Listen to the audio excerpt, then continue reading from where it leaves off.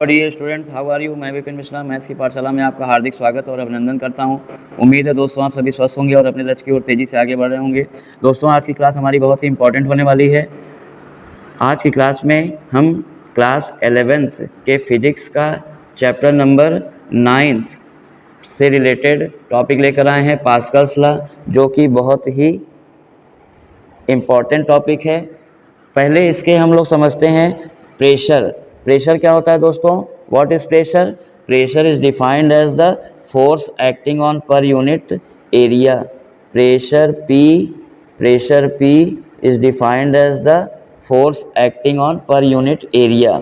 जैसे मान लीजिए दोस्तों, यहाँ पर एक एरिया है, इस पर एक नॉर्मल फोर्स F लग रहा है और इसका एरिया A है, तो इसमें जो प्रेशर पड़ रहा होगा उस प्रेशर का फॉर्मूला क्या होगा?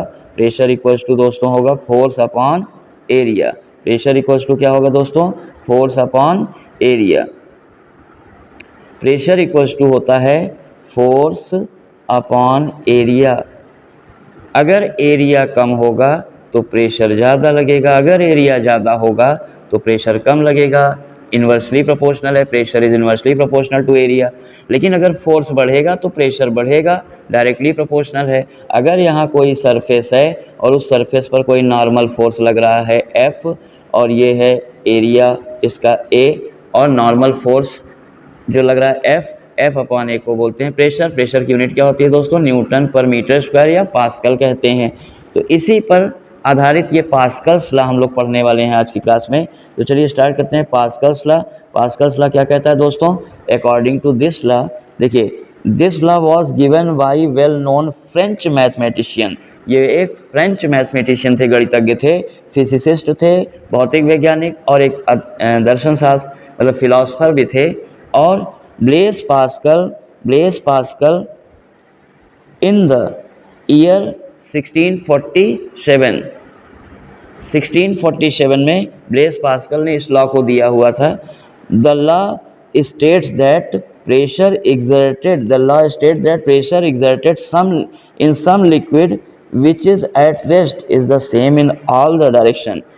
इसको सिंपल भाषा में समझें तो ये कहेंगे कि किसी बंद पात्र में रखे द्रव के किसी एक भाग पर हम जितना दाब लगाएंगे, जितना प्रेशर अप्लाई करेंगे, उतना ही प्रेशर पूरे भाग में स्थानांतरित हो जाता है। If we apply a pressure on any one part of a closed liquid, then equal pressure is transmitted throughout whole part of the liquid. This is called Pascal's law। आगे बढ़ते हैं, पास्कल्स लॉ को ये diagram से समझते हैं। देखिए diagram में क्या दे रहा है दोस्तों? डायग्राम में दे रहा है कि ये 4 पिस्टन लगे हुए हैं। एक स्फेरिकल कंटेनर है, स्फेरिकल कंटेनर है दोस्तों। ए पिस्टन लगा है, बी दूसरा पिस्टन, सी तीसरा पिस्टन और डी चौथा पिस्टन। 4 पिस्टन है। चारों पिस्टन में अगर हम ए पर लगाते हैं प्रेशर, देखिए ए पर हमने क्या लगाया? प्रेशर P लगाया। ए पर अगर हमने प्रेशर लगाया P1, तो यहाँ पर दोस्तों B पर बाहर की ओर उतना ही प्रेशर P2, C पर उतना ही प्रेशर P3 और D पर उतना ही प्रेशर P4 लग जाएगा। और ये सारे प्रेशर इक्वल होंगे, P1 equals to P2 equals to P3 equals to P4। आइए अब समझते हैं इसका प्रूफ हम लोग पास्कल्स लॉ को कैसे प्रूफ करेंगे। तो दोस्तों यहाँ पर एक एलिमेंट है। कैसा एलिमेंट है? प्रिज्म के फॉर्म का ये एक एलिमेंट है जिसकी ये विड्थ D ली गई है। ये साइड दोस्तों C है, ये साइड A है, ये हाइपोटेन्यूज ये साइड B है और ये हाइपोटेन्यूज A है। यहाँ पर एक फोर्स लगाया F2, ये लगा F2, यहाँ पर एक फोर्स लगाया F3 और एक यहाँ तिरछा फोर्स लग रहा है F1 और ये एंगल है इंक्लिनेशन इस प्रिज्म का इंक्लिनेशन थीटा है। तो जैसे यहाँ पर ये F3 लग रहा है तो इसका कंपोनेंट इधर भी और इधर भी ब्रेक करेंगे तो इस साइड का कंपोनेंट आएगा F3 cos थीटा और इधर का कंपोनेंट आएगा F3 sin theta. F3 sine theta. फिर यहाँ पर देखिए बैलेंसिंग, चूंकि ये इक्विलिब्रियम में है, ये राइट ट्रायंगुलर प्रिज्म है, ये इक्विलिब्रियम में है, इसका मतलब इसके तीनों सरफेसेस पर जितने भी फोर्स हैं वो बैलेंस्ड होंगे। तो इधर का जो F1 साइन थीटा है वो F2 के इक्वल है, और यहाँ का जो vertical force F1 cos theta वो F3 को बैलेंस कर रहा है।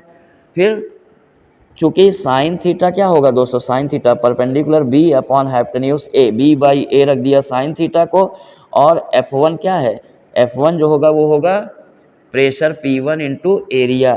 ये एरिया है दोस्त, ये दोस्तों एरिया है A into D, length A है रेक्टेंगल की और ये ब्रेड्थ D है, तो A इंटू डी, ये AD रख दिया और ये साइन थीटा रख दिया B बाई ए। और F2 किसके बराबर होगा, F2 लग रहा है दूसरा फोर्स यहाँ पे लेफ्ट साइड में, तो इसका एरिया होगा दोस्तों, इसका एरिया होगा B into D, B into D, B into D रख दिया, और ये प्रेशर P2 है। देखिए दोनों तरफ से डी डी कैंसिल कर देंगे और यहाँ A से A कट गया और फिर B से B कट गया, P1 इक्वल्स टू P2 आ गया। इसी तरह दूसरे वाले में देखिए वर्टिकल वाला जो है, यहाँ कॉस थीटा को क्या रख देंगे, कॉस थीटा रख देंगे बेस अपॉन हाइपोटेन्यूज। तो बेस यहाँ पर कितना है, बेस यहाँ पर है C, बेस है C और by A, C by A रख दिया ये। और एरिया क्या है इस नीचे वाले सरफेस का, ये नीचे का एरिया है A into D, A into D रख दिया, A से A कट गया। और फिर फोर्स की जगह हो गया प्रेशर इंटू एरिया, इधर भी फोर्स की जगह प्रेशर इंटू एरिया। F3 की वैल्यू हमने रख दिया P3 इंटू उसका एरिया CD। तो यहाँ से देखिए D भी D कट रहा है, तो आ गया P1 P2 बराबर है फर्स्ट इक्वेशन में और P1 P3 है सेकंड इक्वेशन में। इससे ये पता चला कि P1 P2 और P3 तीनों इक्वल हैं, P1 P2 P3 तीनों इक्वल हैं। From equation 1 and 2 we get P1 is equals to P2 and P1 equals to P3, show that P1 P2 P3 are all equal। जैसे ये rectangular prism बना था दोस्तों, ये राइट एंगल ट्रायंगुलर प्रिज्म में हमने दिखाया अभी आपको कि यहाँ पर क्या लग रहा था, F3 फोर्स लगा था, यहाँ पर क्या लग रहा था, F2 फोर्स लग रहा था, और यहाँ पर लगा है F1 फोर्स। तो इसी में सारे फोर्स को हमने कंपोनेंट ब्रेक करके बैलेंस किया, तो तीनों प्रेशर इक्वल आ गए, तीनों प्रेशर इक्वल आ गए। यहाँ F1 जहाँ लग रहा है इस पर प्रेशर लग रहा था P1, यहाँ पर F3 जो लग रहा था इस पर प्रेशर लग रहा था P3, और F2 वाला जो लग रहा है इस पर प्रेशर लग रहा है, इस वाले पे, इस पे जो प्रेशर लग रहा था वो लग रहा था इस सेक्शन पे P, इस वाले पे लग रहा था P2। तो P1 P2 P3 तीनों बराबर होंगे। हाँ ये है कि ये इतना छोटा एलिमेंट है कि तीनों की डेप्थ फ्री सरफेस से लगभग सेम है, इसलिए इक्विलिब्रियम में हर एक सरफेस पर प्रेशर इक्वल आ गया। और इसी तरह से क्लोज लिक्विड पे अगर आप प्रेशर अप्लाई करेंगे तो उतना ही प्रेशर हर जगह शिफ्ट हो जाता है। आगे बढ़ते हैं दोस्तों, चलिए हम लोग दो एप्लीकेशंस को ध्यान देते हैं। हाइड्रोलिक लिफ्ट, हाइड्रोलिक लिफ्ट क्या होता है दोस्तों,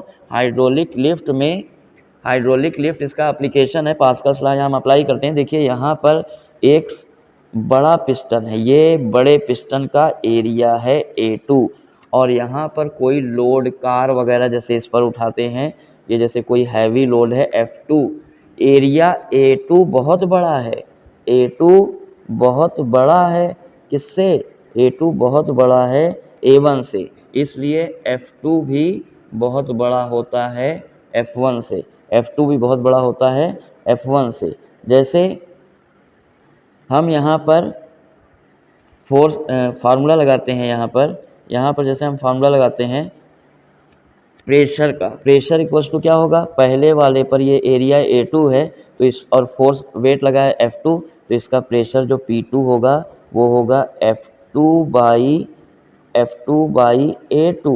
A2। और इसी तरह से दूसरे वाले पर ये छोटा सा पिस्टन है, यहाँ पर एक आदमी हैंडल लगा के इसको पुश करता है, हैंडल चलाता है, और ये पिस्टन से जो प्रेशर अप्लाई होता है वो P1, और यहाँ पर जो प्रेशर लगता है P2।